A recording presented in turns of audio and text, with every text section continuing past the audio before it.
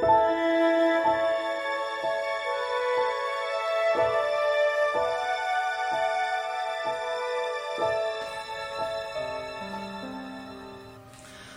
pessoal, tudo bem?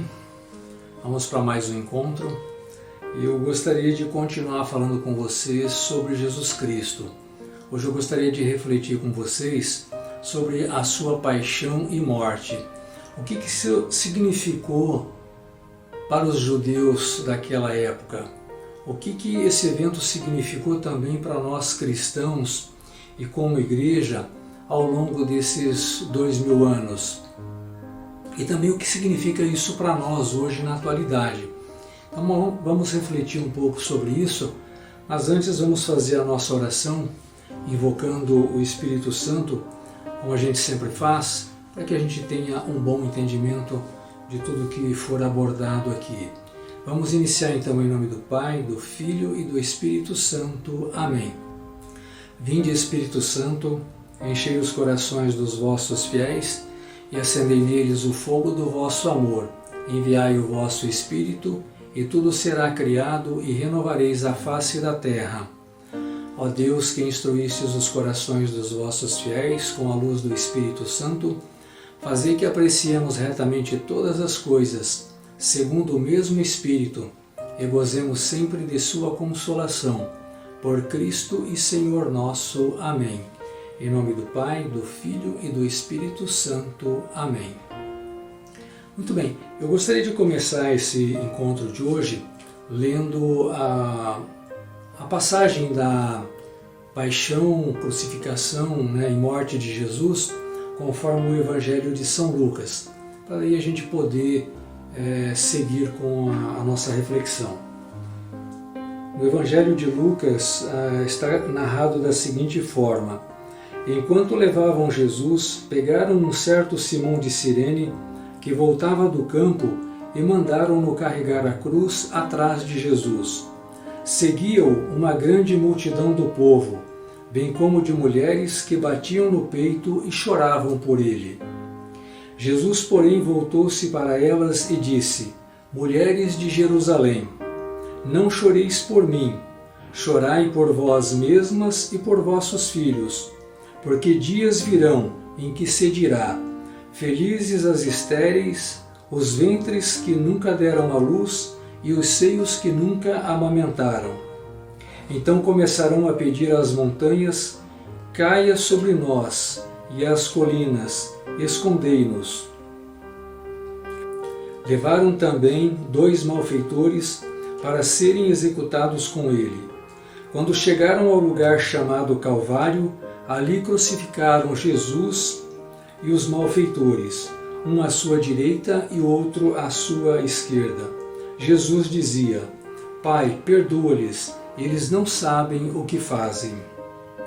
Repartiram então suas vestes, tirando a sorte.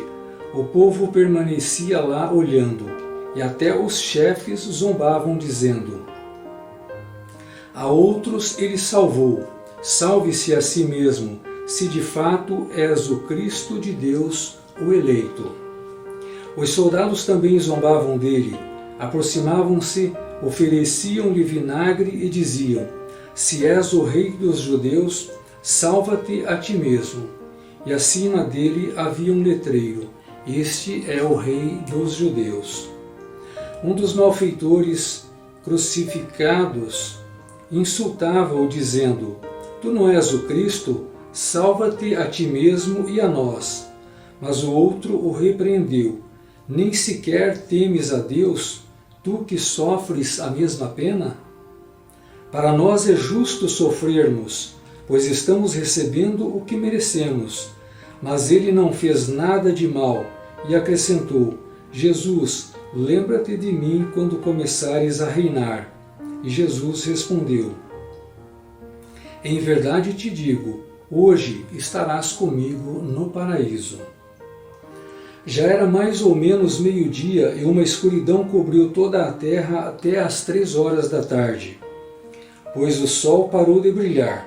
O véu do santuário rasgou-se pelo meio, e Jesus deu um forte grito: Pai, em tuas mãos entrego o meu espírito. Dizendo isso, expirou. O centurião, vendo o que acontecera, glorificou a Deus, dizendo: realmente este homem era justo. E as multidões que tinham acorrido para assistir à cena viram o que havia acontecido e foram embora, batendo no peito. Todos os conhecidos de Jesus, bem como as mulheres que o acompanhavam desde a Galileia, se mantinham à distância, olhando essas coisas. Havia um homem bom e justo chamado José, membro do Sinédrio, o qual não tinha aprovado a decisão nem a ação dos outros membros. Ele era de Arimateia, uma cidade da Judéia, e esperava a vinda do reino de Deus. José foi ter com Pilatos e pediu o corpo de Jesus. Desceu o corpo da cruz, enrolou-o num lençol e colocou-o num túmulo escavado na rocha, onde ninguém ainda tinha sido sepultado. Era dia de preparação e o sábado estava para começar. As mulheres que estavam com Jesus vieram da Galileia, acompanharam José e observaram o túmulo e o modo como o corpo ali era colocado. Depois voltaram para casa e prepararam perfumes e bálsamos. E no sábado repousaram, segundo a lei. Nós percebemos que essa história da paixão de Jesus Cristo, ela não começou ali em Jerusalém, no Horto das Oliveiras, momentos antes de Jesus ser preso e ser levado para julgamento. Essa história ela já havia começado lá na Galileia, há algum tempo atrás. Lá Jesus já havia sido perseguido e já tinha escapado das mãos dos judeus. Eles já haviam tentado matar Jesus.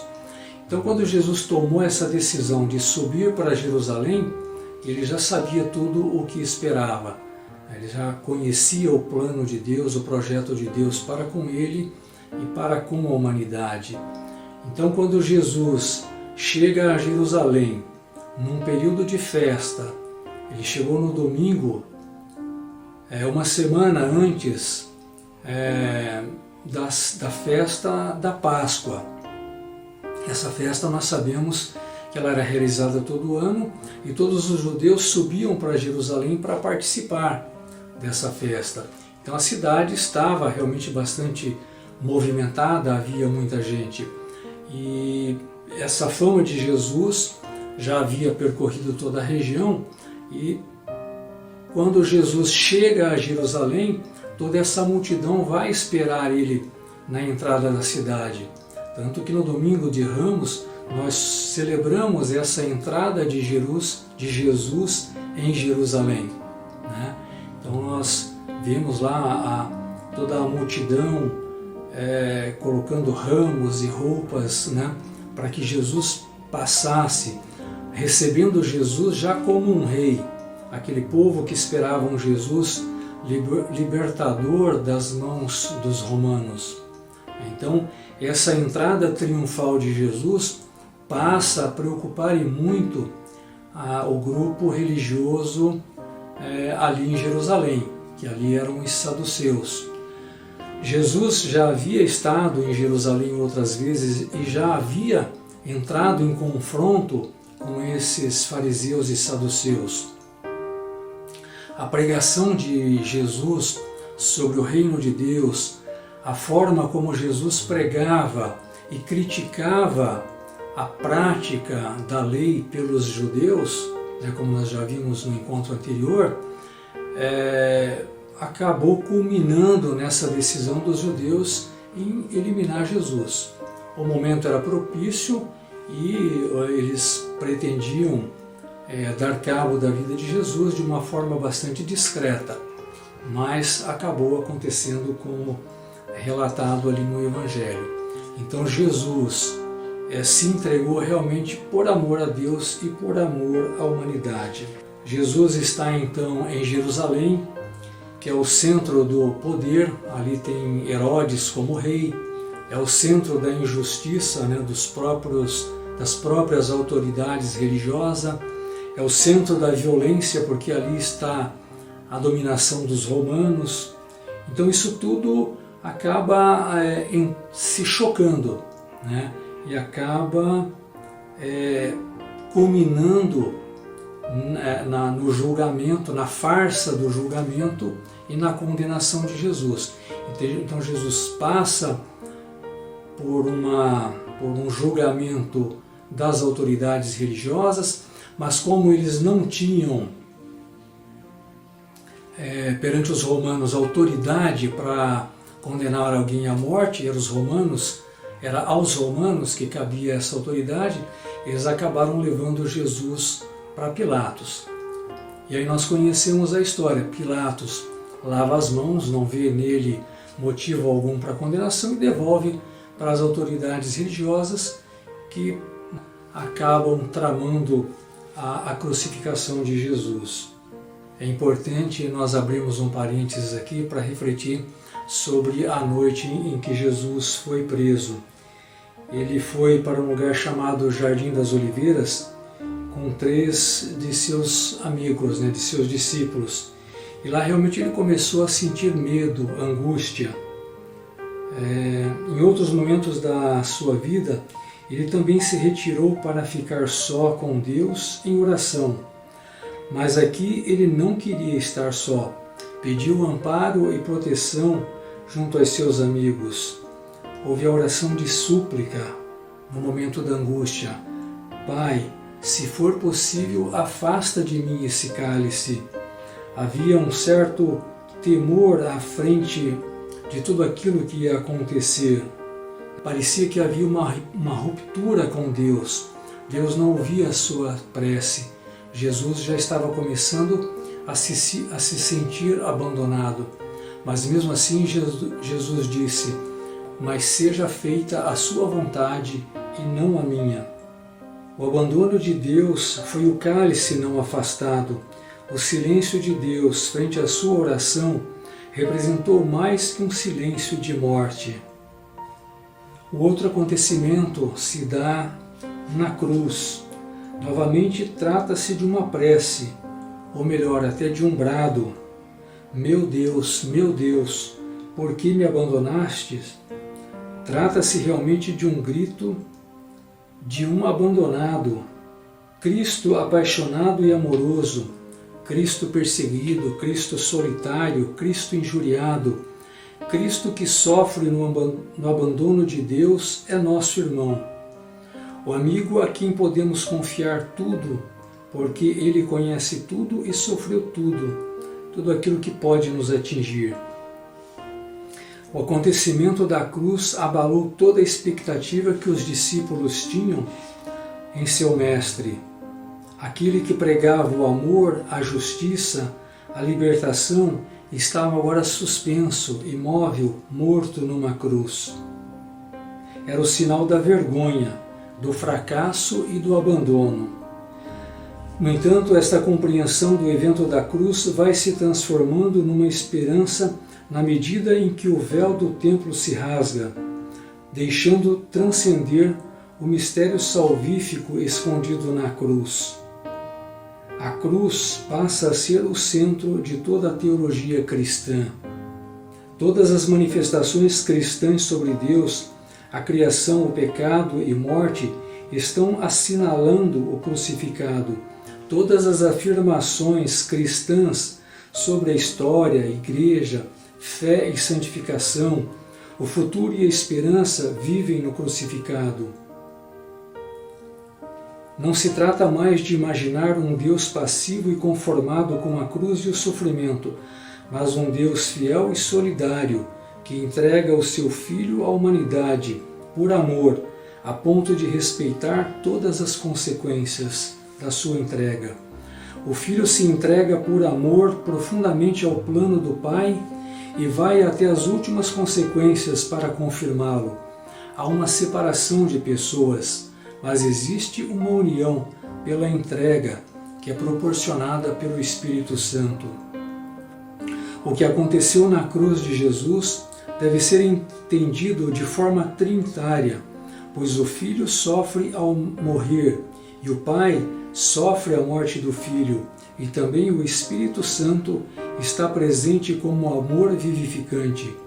Isso demonstra de forma mais concreta o conteúdo do amor ágape. O amor ágape é o amor total. Nós vamos ter oportunidade de falar sobre ele ainda mais adiante. Um amor comprometido e libertador, por isso cheio de esperança. Somente por essa razão é que o mistério da vida de Jesus se torna um mistério salvífico. Vamos falar um pouquinho sobre quais foram as pretensões dos judeus para a morte de Jesus, ou seja, o que eles alegavam para a morte de Jesus. Nós vemos isso como um fato. Jesus de Nazaré, em toda a sua vida, procurou pregar os valores do reino de Deus. Falava com autoridade, como alguém que foi enviado para cumprir a sua missão e que não descansaria enquanto não cumprisse o prometido.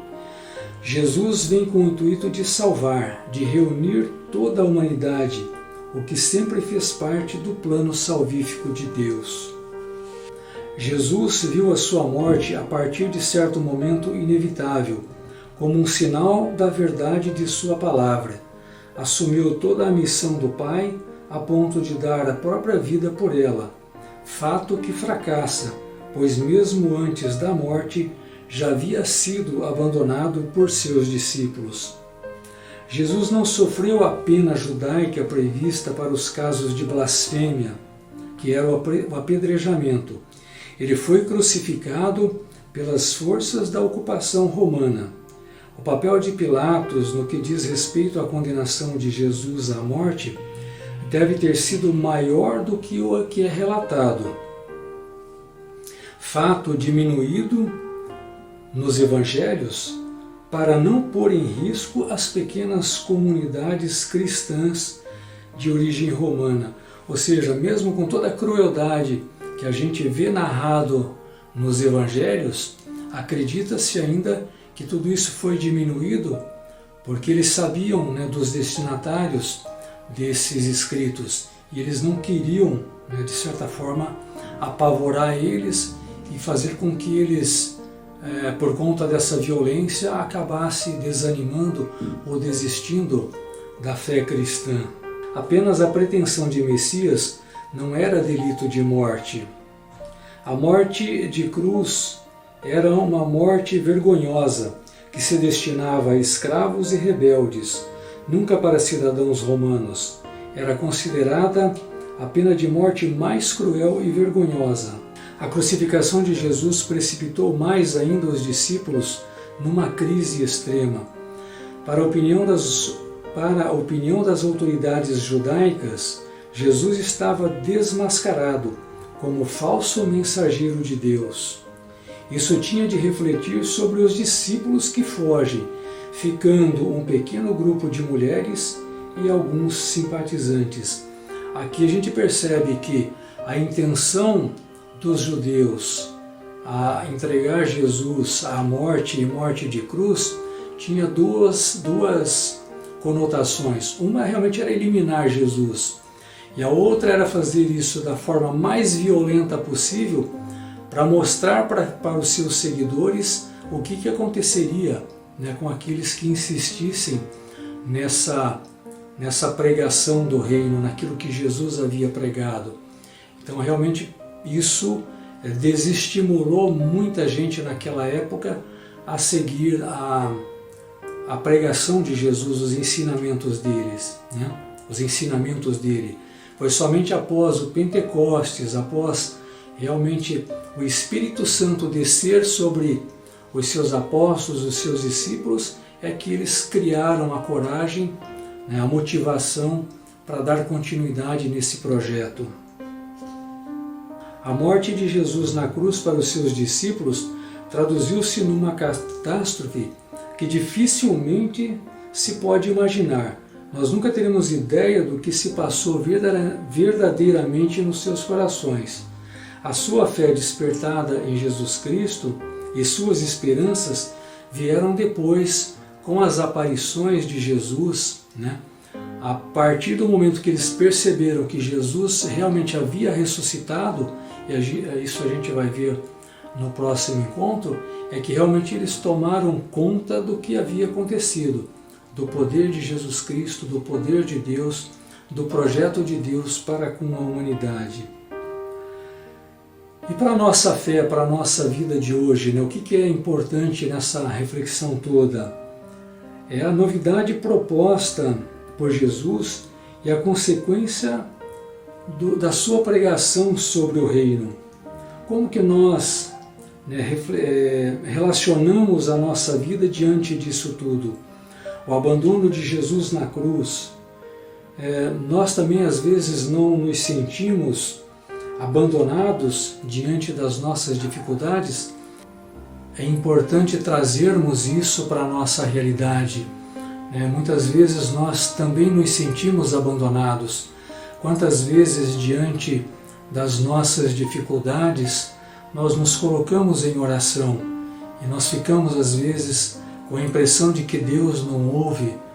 Onde está Deus que não ouve a minha oração, o meu pedido neste momento tão difícil, de tanta angústia, de tanto sofrimento? Mas a gente percebe depois que realmente Deus atuou na nossa vida. Não há nenhum problema que não possa ser resolvido se a gente realmente colocarmos isso nas mãos de Deus, como Jesus colocou a sua vida nas mãos de Deus. Jesus confiou a sua vida e confiou até as últimas consequências. Então nós também, por mais difícil que seja o momento, a gente não pode desanimar, não pode principalmente se revoltar, mas sim nos entregarmos a Deus e confiarmos a Deus. Então essa é a mensagem que eu gostaria de deixar para vocês nesse encontro, nesse dia de hoje. Ok? Fiquem com Deus e até a próxima.